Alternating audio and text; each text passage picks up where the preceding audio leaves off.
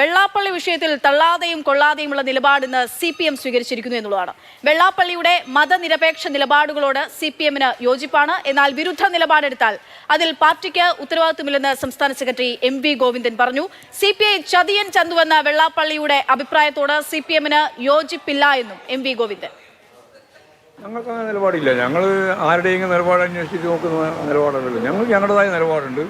CPIയും ഞങ്ങളും തമ്മിലാണ് ഏറ്റവും നല്ല ഇടതുപക്ഷ ജനാധിപത്യ മുന്നണിയുടെ ഭാഗമായിട്ടുള്ള രണ്ട് പ്രധാനപ്പെട്ട പാർട്ടികൾ എന്ന രീതിയിലുള്ള ഐക്യം. ആ ഐക്യം തുടർന്ന് മുമ്പോട്ടേക്ക് പോകുക എന്നുള്ളത് തന്നെയാണ് ഞങ്ങൾ ഉദ്ദേശിക്കുന്നത്. അതിൻ്റെ ഉത്തരവാദിത്വം ഞങ്ങളല്ലല്ലോ. അത് ഉത്തരം പറയേണ്ടത് വെള്ളാപ്പള്ളി നടേശൻ തന്നെ ചോദിക്കാതെ ഉത്തരം പറയുക. ഡി പ്രമേഷ് കുമാർ കൂടി നമുക്കൊപ്പം ചേരുകയാണ്.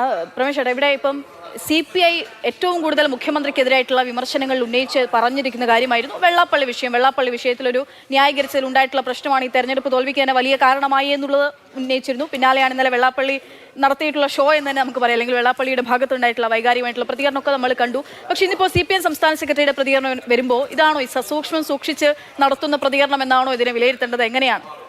അതെ, അവർ തെരഞ്ഞെടുപ്പൊക്കെ അടുത്ത വേളയിൽ SNDP എന്ന് പറയുന്ന സാമുദായിക സംഘടനയുടെ നേതാവ് എന്ന നിലയിൽ വെള്ളാപ്പള്ളിയെ പ്രകോപിപ്പിക്കാതെ, എന്നാൽ വെള്ളാപ്പള്ളിയുടെ പ്രകോപനപരമായ മുദ്രാവാക്യങ്ങളോട് അകലം പാലിച്ചുകൊണ്ടുള്ള ഒരു നിലപാടാണ് സ്വീകരിക്കുന്നത്. കാരണം ഇക്കഴിഞ്ഞ തദ്ദേശ സ്വയംഭരണ സ്ഥാപനങ്ങളിലേക്കുള്ള തെരഞ്ഞെടുപ്പിലെ പരാജയത്തിൽ വിലയിരുത്തിയപ്പോൾ പലപ്പോഴും പ്രത്യേകിച്ച് ന്യൂനപക്ഷ മേഖലകളിൽ LDFൻ്റെ പിന്നോട്ടടിക്ക് കാരണങ്ങളിൽ ഒന്ന് ഈ പറയുന്നത് പോലെ വെള്ളാപ്പള്ളിയെ ഒപ്പം കൂട്ടി മറ്റേ ശബരിമലയിലെ അയ്യപ്പ സംഗമത്തിൽ മുഖ്യമന്ത്രി പോയതും വെള്ളാപ്പള്ളിയുമായുള്ള ചങ്ങാത്തമൊക്കെയാണ് എന്നൊക്കെ ഉള്ള വിലയിരുത്തലുകളുണ്ടായി.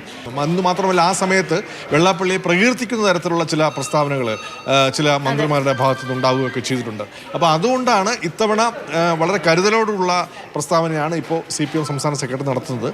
പക്ഷേ CPI സ്വാഭാവികമായിട്ടും അവർ വളരെ കൃത്യമായിട്ട് ഷാർപ്പായിട്ട് തന്നെ അതിനകത്ത് വെള്ളാപ്പള്ളിക്കെതിരായിട്ടുള്ള പ്രസ്താവന CPIയെ കുറ്റപ്പെടുത്തിക്കൊണ്ടായിരുന്നു ഇന്നലെ വെള്ളാപ്പള്ളിയുടെ പ്രസ്താവന. ചതിയൻ ചന്തു എന്നൊക്കെ പ്രയോഗം നടത്തിയിട്ടുണ്ടായിരുന്നു. ഇന്നലെ CPMൻ്റെ സംസ്ഥാന സെക്രട്ടറി ശ്രീ ബിനോയ് വിശ്വം പറഞ്ഞത്, ഞാൻ കണ്ടു കഴിഞ്ഞാൽ പത്രപ്രവർത്തകർ ആരോ ചോദിച്ചു, മുഖ്യമന്ത്രി കാറിൽ കയറ്റിയതുപോലെ താങ്കൾ കാറിൽ കയറ്റുമോ എന്ന് ചോദിച്ചപ്പോൾ അദ്ദേഹം പറഞ്ഞു, ഞാൻ കാണുമ്പോൾ കൈ കൊടുക്കും, ചിരിക്കും, എന്നല്ലാതെ കാറിൽ കയറ്റില്ല എന്ന് പറഞ്ഞത് CPI അദ്ദേഹത്തോട് എന്തെങ്കിലും വ്യക്തിപരമായ വിരോധം കൊണ്ടല്ല, സാമുദായിക സംഘടനാ നേതാക്കളുടെ ഇത്തരം നിലപാടുകളിൽ നിന്ന് അകലം പാലിക്കാൻ CPI തയ്യാറാണ്. CPI ആ നിലപാടിൽ ഉറച്ചു നിൽക്കുന്ന സ്വീകരിച്ചിട്ടുള്ള ഈ ഒരു നിലപാട്, അതായത് സ്വാഭാവികമായിട്ടും ഇപ്പോൾ ഉണ്ടായിരിക്കുന്ന എല്ലാ രാഷ്ട്രീയ ചുവടുവെപ്പുകളും പ്രതികരണങ്ങളും ഒക്കെ നമ്മൾ നിയമസഭാ തെരഞ്ഞെടുപ്പ് മുന്നിൽ കണ്ടുകൊണ്ട് തന്നെയാണെന്ന് മനസ്സിലാക്കേണ്ടതുണ്ട്. ഒപ്പം തന്നെ തദ്ദേശ തെരഞ്ഞെടുപ്പിൽ നിന്നും ഉൾക്കൊണ്ട പാഠവും കൂടിയായിരിക്കും. അപ്പം നിലവിലുണ്ടായിരിക്കുന്ന ഈ ഒരു വെള്ളാപ്പള്ളിയെ ചൊല്ലി ഉണ്ടായിരിക്കുന്ന പ്രശ്നങ്ങളിൽ നിന്നും മാറാൻ വേണ്ടി, അല്ലെങ്കിൽ ആ പ്രശ്നങ്ങളിൽ നിന്നും മുക്തി നേടാൻ CPMന് സാധിക്കുന്ന തരത്തിലുള്ളൊരു നിലപാട് പാർട്ടി സെക്രട്ടറി സ്വീകരിക്കുമെന്ന് പറയണമെങ്കിൽ തള്ളാതെയും കൊള്ളാതെയും നിൽക്കുന്ന ഒരു പശ്ചാത്തലത്തിൽ ഇപ്പോൾ അക്ഷയ്ക്ക് അറിയല്ലോ, ഈ LDFനെ സംബന്ധിച്ച് പ്രത്യേകിച്ച് CPM സാമുദായിക സംഘടനകൾക്കെതിരായ നിലപാട് പലപ്പോഴും സ്വീകരിക്കുമ്പോഴൊക്കെ തന്നെ തെരഞ്ഞെടുപ്പ് രംഗത്ത് വിജയിച്ചു വന്നിട്ടുണ്ട്. നമുക്കതിനുള്ള ഒരുപാട് ഉദാഹരണങ്ങളുണ്ട്. 1987 അന്നത്തെ സാമുദായിക സംഘടനകളുടെ നേതൃത്വത്തിലുള്ള ചില രാഷ്ട്രീയ പാർട്ടികളൊക്കെ UDFിലായിരുന്നു. NDP എന്ന് പറഞ്ഞ NSSൻ്റെ പ്രതിനിധാനം ചെയ്യുന്ന ഒരു രാഷ്ട്രീയ സംഘടന, SNDPയുടെ രാഷ്ട്രീയ സംഘടനയായ SRP, ഇതൊക്കെ UDFിലായിരുന്നു. എന്ന് മാത്രമല്ല, അന്നത്തെ SNDP യോഗം പ്രസിഡന്റ് ശ്രീ MK രാഘവനും 10,000 SNDP അണികളും കൂടെ കോൺഗ്രസിൽ ചേർന്ന് കോൺഗ്രസിൻ്റെ സ്ഥാനാർത്ഥിയായി SNDP യൂണിയൻ്റെ പ്രസിഡന്റ് മത്സരിക്കുന്ന ഘട്ടമായിരുന്നു 1987.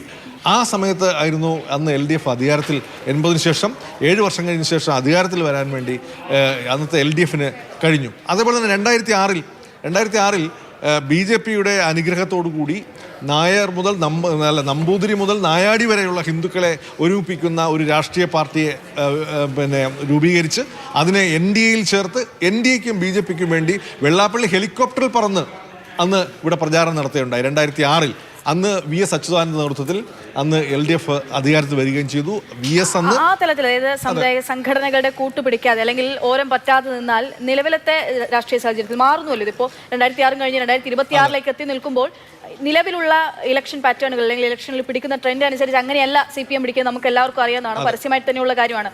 എന്തൊക്കെ പറഞ്ഞാലും നമുക്ക് അറിയാവുന്ന കാര്യമാണ്.